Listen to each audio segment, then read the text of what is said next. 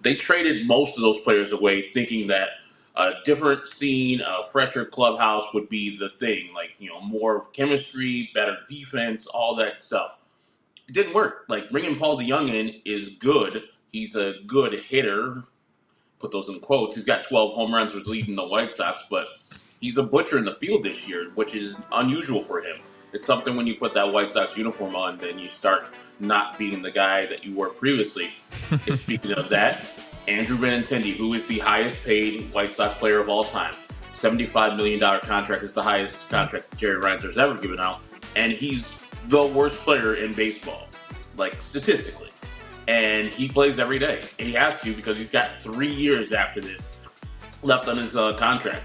Welcome into another edition of On the Record. As always, my name is Jesse Friedman, and today we are previewing this upcoming series between the Diamondbacks and the CHGO White Sox. Joining me today from our friends over at CHGO White Sox is the one and only Herb Lawrence. Herb, thanks for hopping on. We really appreciate it. Thanks for having me, Jesse. Always excited about talking about a terrible White Sox team. Yeah. It sounds, I guess I'll start there, Herb. 17 and 52, I think is what I saw. It's the worst record in baseball. Safe to say the vibes in Chicago aren't so great surrounding the White Sox right now. They're not. I mean, they really haven't been. I mean, this is probably one of the worst franchises in Major League Baseball history, period, since Jerry Reinsdorf took over. And so they were never really high, but we're coming off the other side of a rebuild that failed. So we're kind of already down before the season started. And, after all these losses, I think they're, 18 and 52 now after winning last night in Seattle. It's just like, oh my goodness, can this season hurry up and finish? And can we get to the trading of all these players so we can see what we got in the future? Because at least the future is kind of bright, but the current is really bad. Yes, I sold him short, Herb. 18 and 52, not 17 and 52. My bad there. Herb, I think it was just about a year ago that we were making our predictions, all of us at All City, about who would win each of the divisions around the league before last season started. And I remember, I think, multiple people picking the White Sox to win the AL Central. It's not all that long ago that the White Sox were viewed as a team that could be competitive in the present. How did we get from that point just a little bit over a year ago to where we are right now?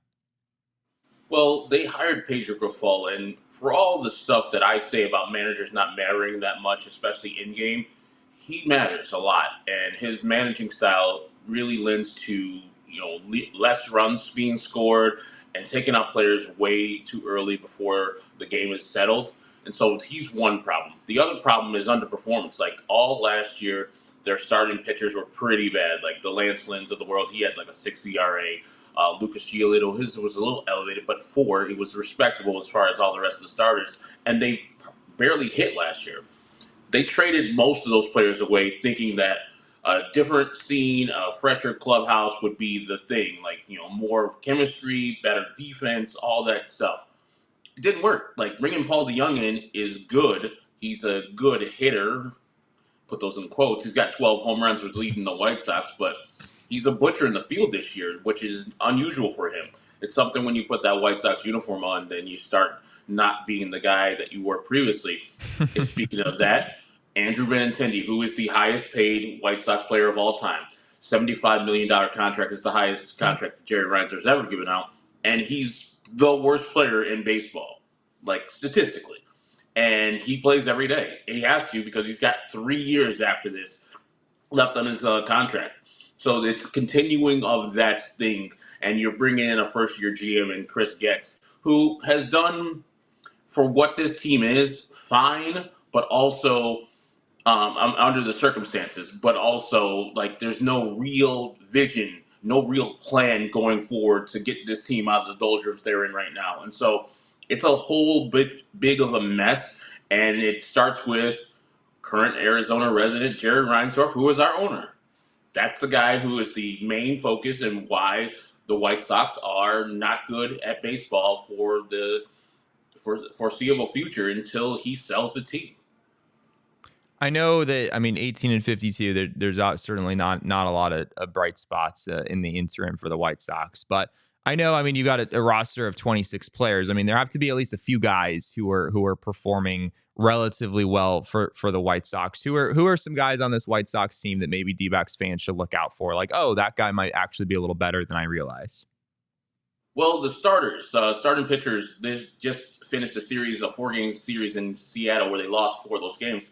All the starters acquitted themselves well. You guys will see 2 of those starters on Saturday. Erick Fedde, if you remember him, he was a former Washington National, was terrible there. Went to Korea for a year, aka Merrill Kelly, came back and became a pretty good pitcher this year. He will probably be traded by the deadline. So he's going to be starting on Saturday. On Sunday will be Drew Thorpe, who made his major league debut in Seattle and pitched 5 innings to look the part. So those 2 players have been good. And of course, last night, the performance by Garrett Crochet, where he's striking out 13 Seattle Mariners in 7 innings and looking great while doing it. He leads the league in strikeouts. So you guys, unfortunately for you, will miss Garrett Crochet in pitching versus the D-backs.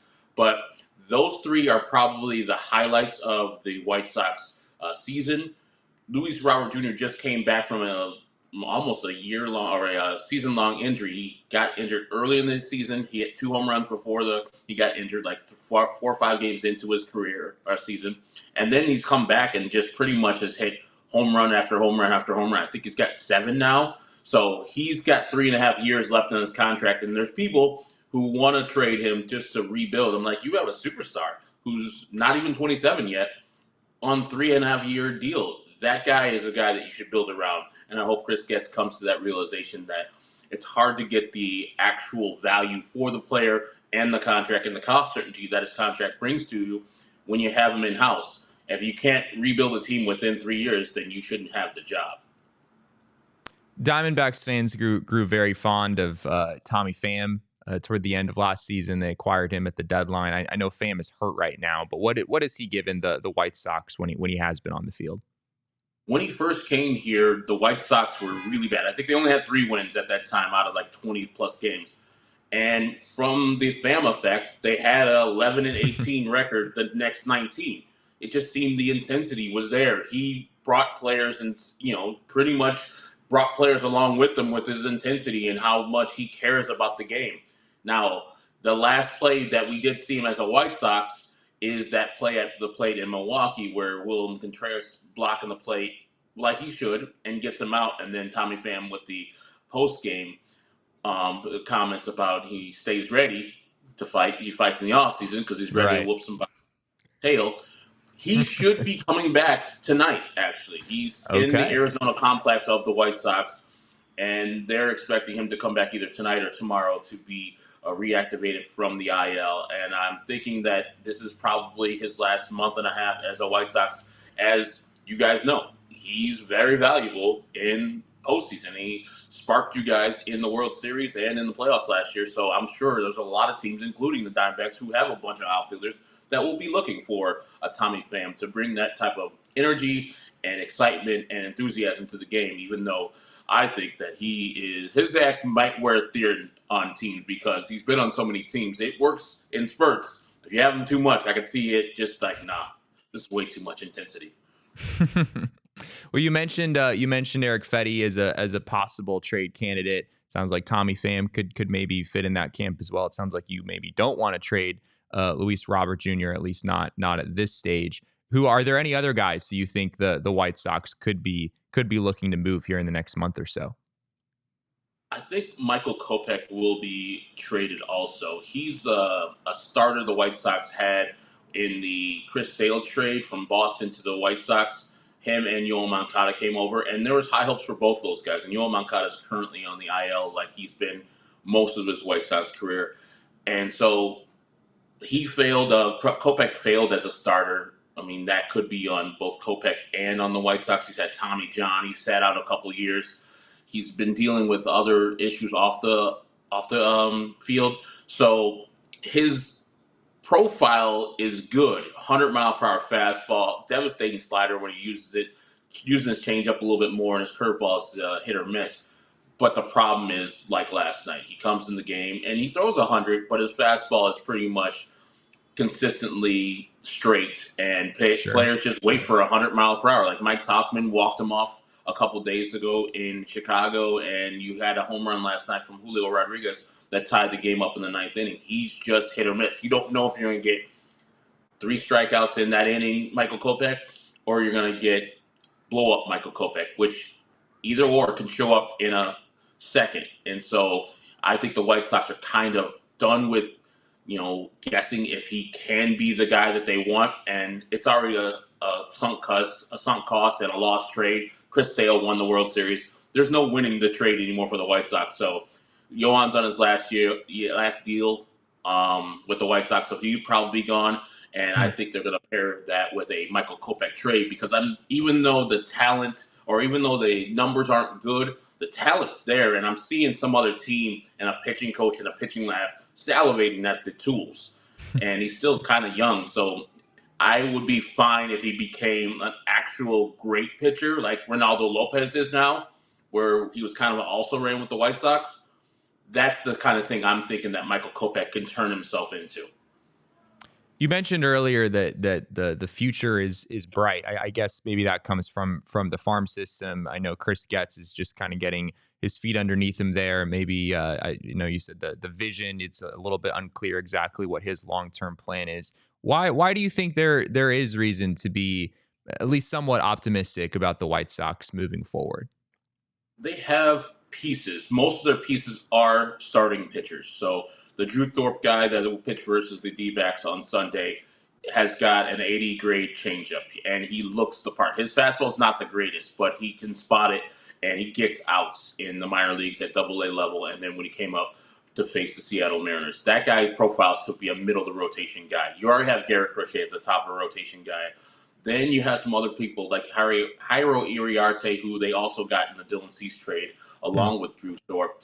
He looks to be a strikeout master, but also he walks way too many players. But that guy, if you can just harness all the walks out of him, he will be a major league starter. They have other players like Noah Schultz, who's another 6'9" lefty who throws hard as hell with a slider that's devastating, but he's like 18, so they don't want to bring him up yet. But he's at the double A level already, and he is more than likely going to be on the 2025 Chicago White Sox roster. As far as hitters, they have a catcher who's 20 years old named Edgar Quero, switch hitting catcher. We got him from the Angels last year for Lucas Giolito trade, and he looks the part. He can hit really well as a 20-year-old at Double-A, home runs and hit for average, get on base, all that good stuff. And then our main top jewel would be Colston Montgomery, a shortstop we drafted a couple years ago, I think 2021, out of high school. And he's still young, 21 years old, and he's hitting the ball well at Charlotte, not as well as to give him a promotion, but they still have Paul DeJong at shortstop, so there's really nowhere for him to go right now until Paul DeJong gets traded. Most of us expect Colston Montgomery by the end of the year to be the White Sox everyday shortstop and never give that job back. Well, D-backs, White Sox should be an interesting weekend. We'll see what happens. Herb, thanks again for doing this. Really appreciate it. Thanks for having me, Jesse.